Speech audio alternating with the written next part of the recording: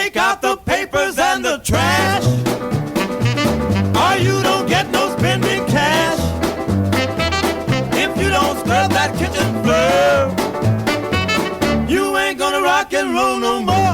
Yakety yak! Don't talk back. Just finish cleaning up your room. Let's see that dust fly with that broom. Get all that garbage out of sight, or you don't go out Friday night. Yakety yak! Don't talk back. You just put on your coat and hat and walk yourself to the laundromat. And when you finish doing that, bring in the dog and put out the cat. Yakety yak! Don't talk back.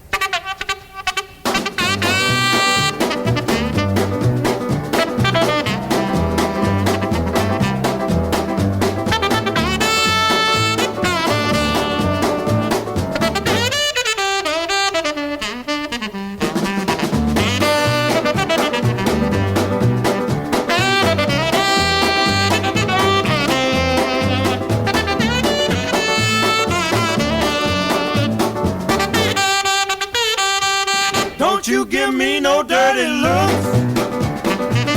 Your father's hip, he knows what cooks.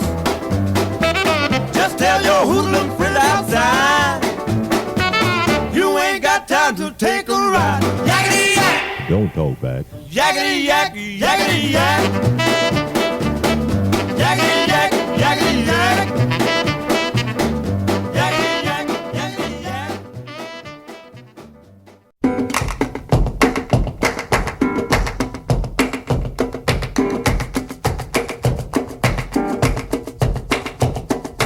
Celia, you're breaking my heart.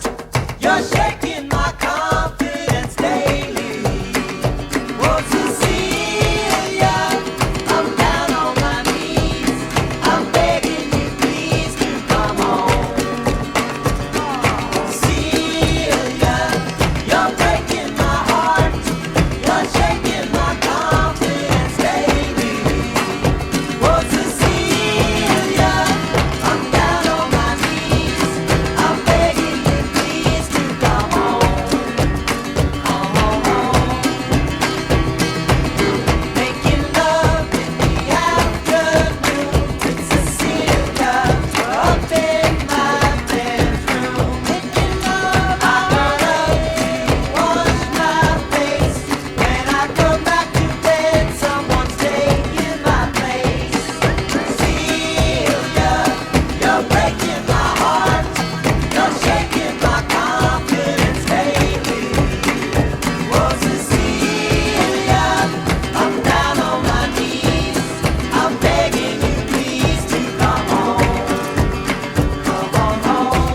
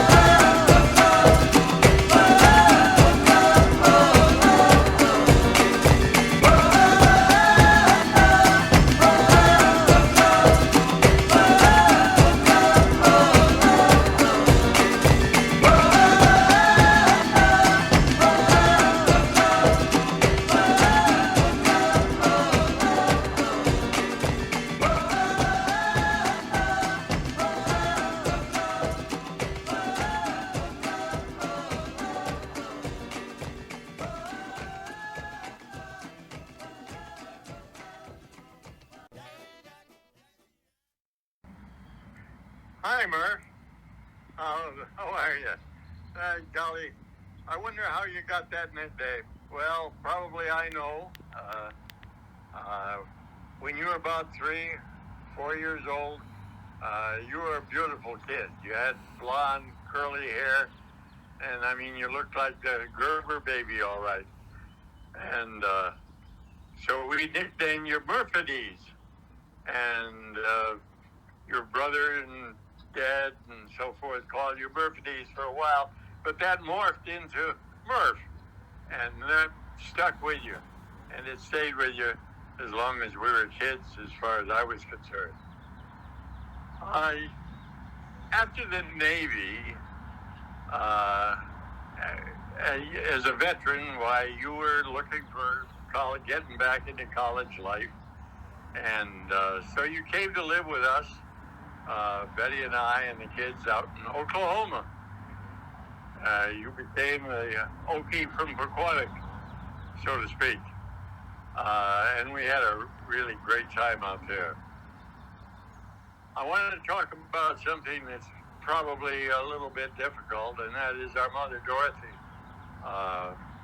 She was sick most of your life that you knew her, and she always said, and I'll never forget these words, Merwin never knew me when I was well, and that stuck with me. And that's a little on the dark side, but I tell you, a bright spot in our life came with Eleanor. When Eleanor became part of our family, that was a great addition. Our children, she was the only grandmother that our children ever knew, and it was a great addition. She was a great addition to our family.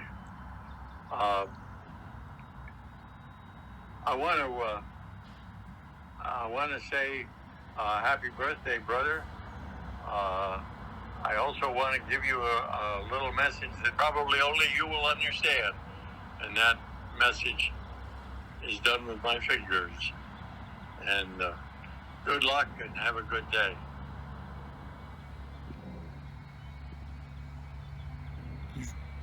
You want to give him the gun? The gun. There it is. All right. We love you, Grandpa, and happy birthday. What I love about you is that you take us on the tractor and you do all this fun stuff with us, like slip and slide and stuff. And I love about you is that you're super fun, and I just love you. We love you, Grandpa. Bye. Hi Murph, happy birthday. All right, so I just wanted to share some things that I appreciate you, and for the sake of time, I'm just going to list a few. First of all, I love how much you enjoy your grandkids. You always get such a kick out of the videos and the pictures that we send, and you love taking them out on the tractor and making the slip and slide. You are rightfully the owner of the title, Big Grandpa.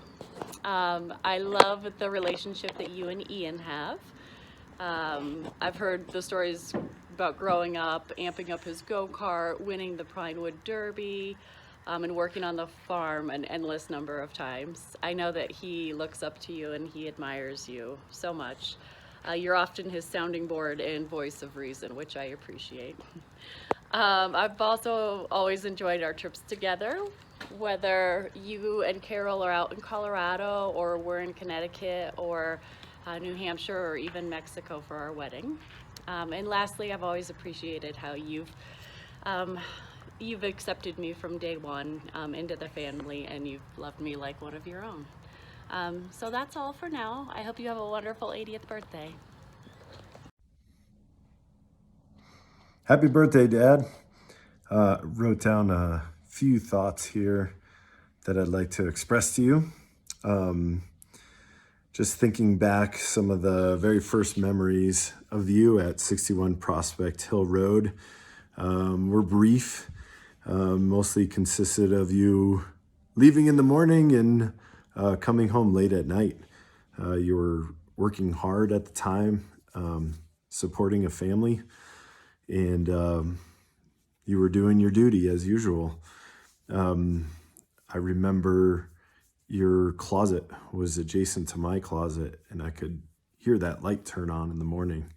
And I knew I had a sliver to catch you as you went by in the hallway to say goodbye. And then at night, you would come up those stairs and we'd greet you at the top of the stairs. And I always remember that felt really good. You've led a life with a strong moral compass and a steady adherence to a simple code, probably something similar to the Golden Rule. Although you're not religious, I think any flock would accept you as one of their finest if they knew how you've lived your life. I'm sure that you're cringing right now with all this praise. It's not your style. But before I'm done, I'd like to thank you for a few things. Thank you for supporting me when I've asked for help and when the request is reasonable. Thank you for never shying away from your duties as a great father. Thank you for teaching me certain sports, snow skiing and water skiing, and even baseball. I remember struggling to play baseball. I couldn't really hit the ball, and I was always the last at bat.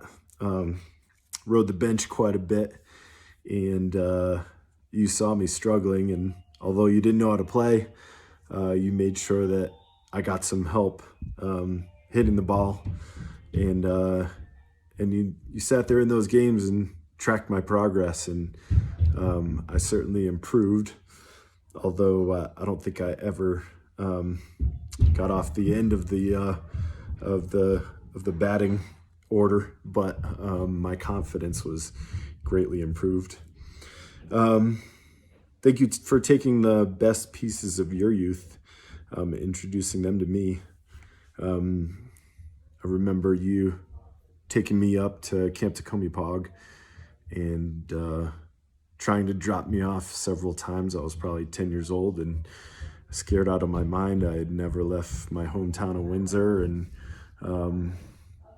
you're just very gentle with me and took the time to, even though I was crying, I was crying less than the first time you tried to drop me off.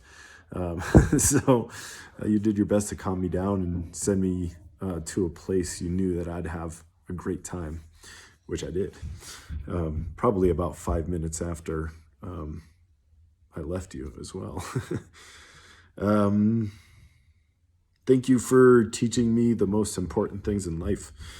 I got taught a lot of things not many other people at my age have learned, and set me on a track for success. You allowed me to operate machinery when I was a young kid with the confidence that I could do it. You taught me how to be fiscally responsible. You taught me investing. And most of all, you taught me hard work, and taught me well-earned rewards from that hard work. Thank you for guiding me through life with few words, but many examples.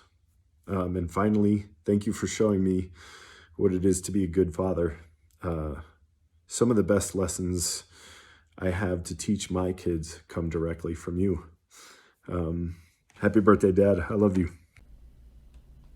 Memories I have of Merwin Brown. Our first date. It was arranged as a blind date. I was asked if I would like to meet a nice guy. I agreed on one condition, that he must be currently employed. The reply was, yes, he's a farmer. My immediate thought was of a typical image of overalls and suspenders, but that was good enough for me since my track record was of 2 husbands and I was the sole provider. This was a step up for me. That date was the beginning of the rest of my life because this farmer was not only gainfully employed, but the most sought after eligible bachelor in town.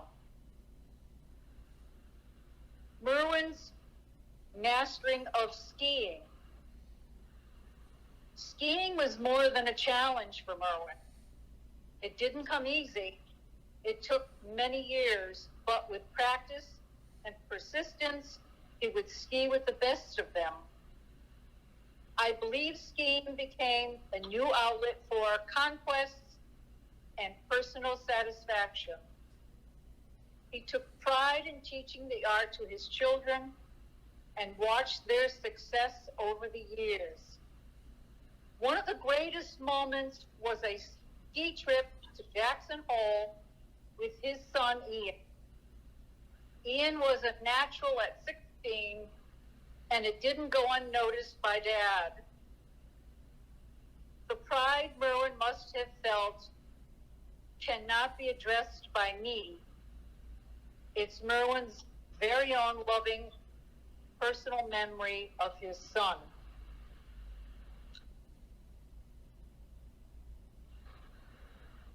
Oh, God.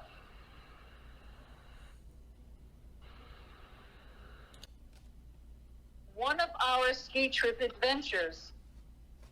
Merwin always gave me the confidence to overcome difficult terrain. For example, I wanted to ski Paradise at Mad River Glen in Vermont before I retired. He would stand back, encourage me, then patiently wait while I evaluated the terrain.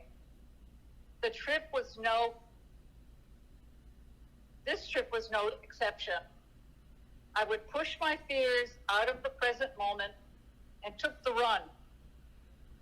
He gave me the joy of the moment. Life on the farm. Farm life was hot, dusty, sweaty, and gruesomely exhausting. But we had our little moments of joy. Every day we would drive down to the river near 46 Shed. There we would eat our lunch while listening to Rush Limbaugh on the radio. The view was serene and restful. It was just enough time to recoup from the morning and take on the rest of the day. Merwin had quiet gentleness about him that put workers to ease. He would single out a worker that was having a hard time fitting in with the crew and found a way to give him the confidence to work as a team player. It was masterfully played. Stories of everyday kindness. Merwin had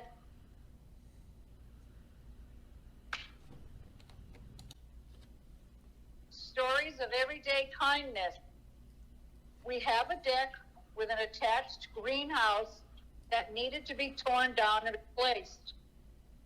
The greenhouse was more of a challenge than expected.